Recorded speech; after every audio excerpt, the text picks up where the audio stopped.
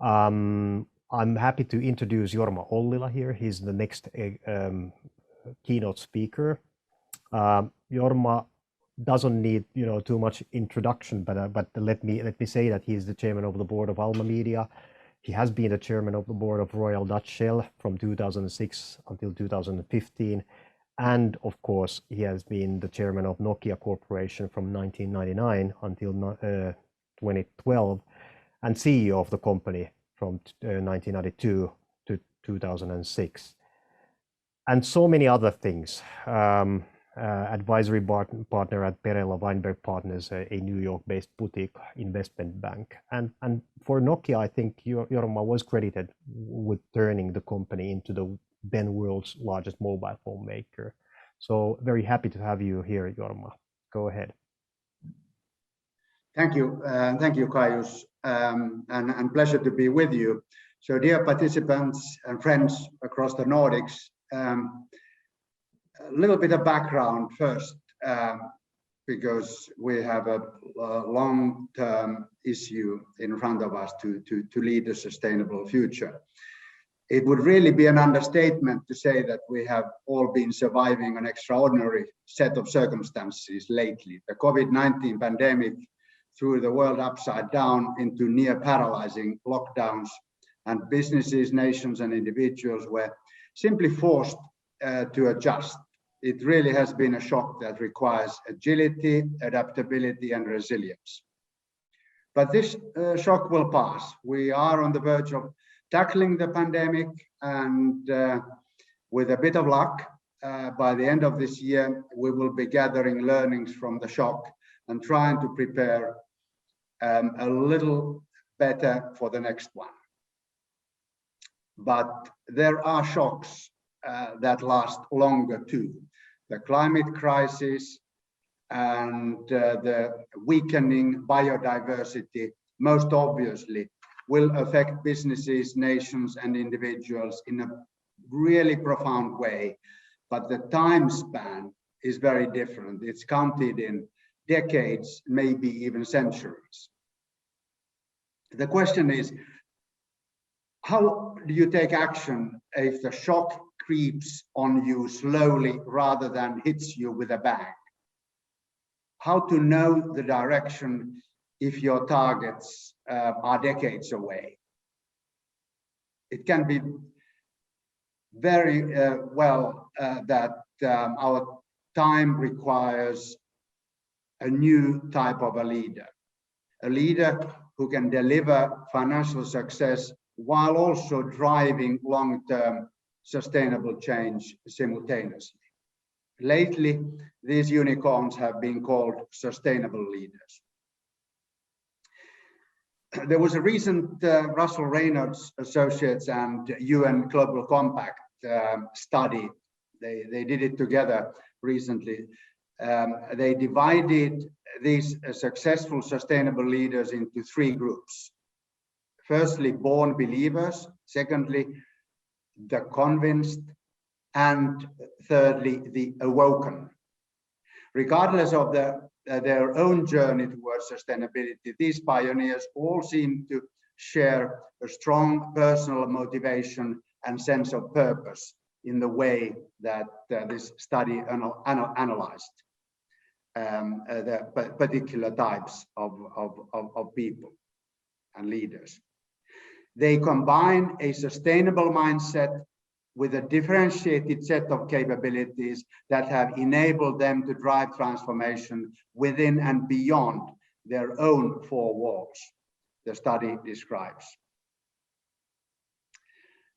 Myself, I could be counted as one of the convinced. I'm ready to admit.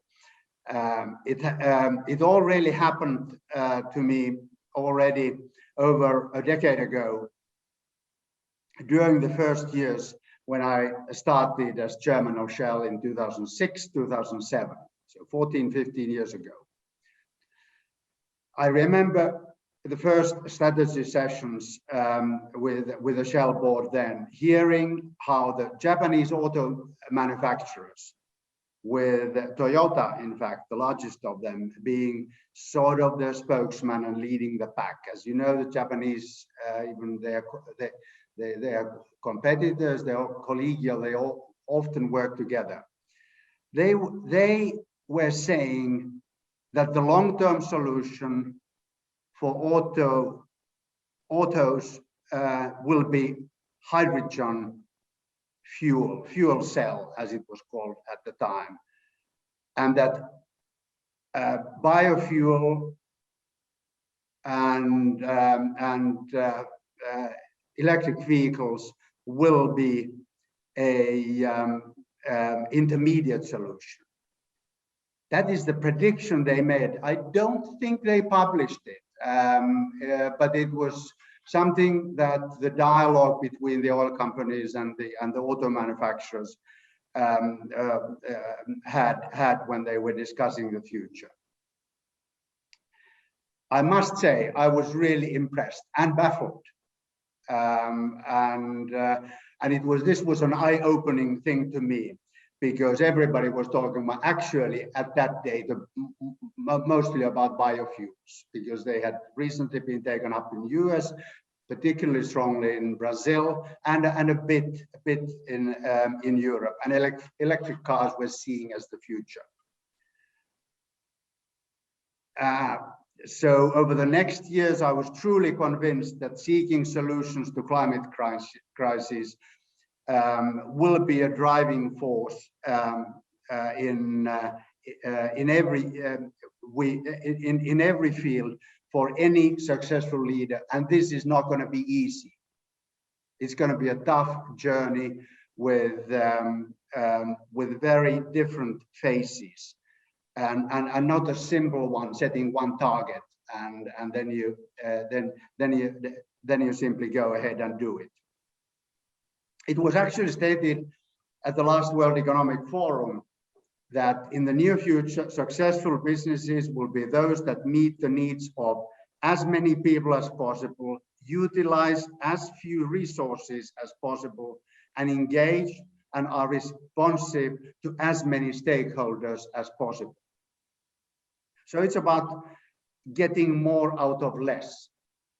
And this obviously, for anybody who is looking at high productivity as a businessman, as such already makes a lot of sense. But it's just a start to set out what the sustainable leadership is all about. So what does it mean to have a sustainable mindset then? For a leader, in my experience, it really means a combination of three things: curiosity, resilience, and determination. It means seeing beyond the short-term goals, beyond the operational strategy at hand. It means that you have a readiness to accept failure and a capacity to learn when you go along. So, to be more exact, what do I mean by curiosity? It's obviously that pioneer or startup mentality or mindset, aiming for that first mover advantage, being early and gaining leadership through that way, seeing possibilities where others still see challenges, willingness to research, invest in innovation and trials, capability to renew and change course along the way. Of course, this type of ambition is key to actually driving change. But it will not lead to results without resilience and determination. By resilience, I mean readiness to take risks, accepting uncertainty, having the cultural and financial capital to take chances without the certainty of success being obvious. Readiness to take the shock, readiness to fail. I believe great solutions and innovations come only from trial and error, and for a leader that really does always take guts. It might be particularly challenging in practice to have this sort of resilience in business areas where for decades a certain company or set of companies, a recipe for success has been continuous improvement, so that you dominate a certain market with superior or at least good enough products, put your R&D investment into tweaking them continuously, so that every year you do a little bit better, and you gain the market share and the trust of the customers that way, trying to keep the business and your share at least stable. So how do you bring urgency and readiness to take risks to a company and a culture of this type? As a fine example, I need to point out Neste, the Finnish company Neste. They have been able to channel their investment in a whole new way during the last decade, shifting from a strategy of continuous improvement to a true change agent in the field. And I say this partly because I had so many discussions with Mr. Peltola, who was the chairman of Neste after a Huhtamäki career, chatting with him in 2007, 2010, when I was in my early years with Shell. So he was really having a hard time in figuring out how to time the actions and when to commit the hundreds of millions to new stuff. So really, really well done for the company. Thirdly, after curiosity and resilience, I mentioned determination. Even if the exact future position is uncertain or work in progress, the leader must have a strong sense of direction and possible scenarios in his or her own mind. Many times, it can be smart not to share all the possible scenarios with the whole organization. It might be that it's better to have people focus on one goal at a time.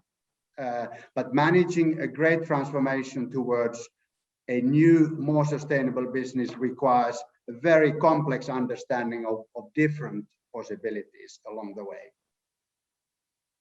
It can very well be that the project or a goal for the organization that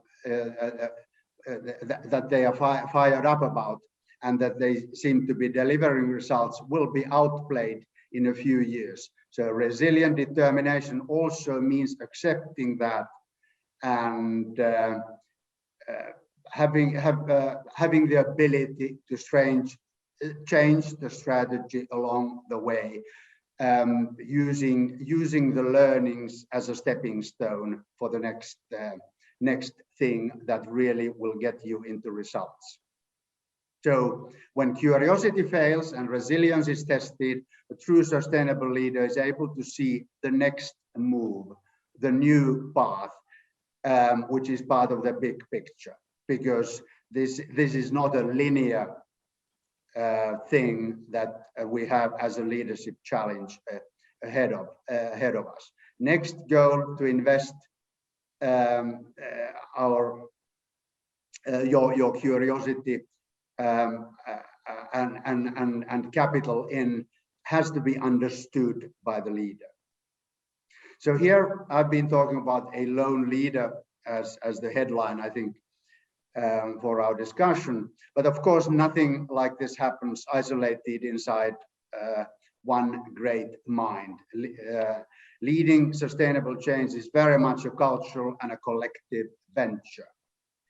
A sustainable leader needs to turn a whole organization into believers, convinced or awoken team players. So, but this doesn't free the leader from the responsibility of making sure it all happens. He or she needs to see further, believe stronger, and know that today's failure might well lead into tomorrow's breakthrough. So it's a leadership exercise. That's a tough one. So let me move into a really a little bit more pragmatic day-to-day stuff. After being a bit conceptual, you might say, in the last 6 or 7 minutes, and in the final 2 minutes, really to talk about what about the real life. How do you make it happen in practice? Just put it. I want to underline a couple of things. First of all, sustainable leadership does demand a scenario mindset.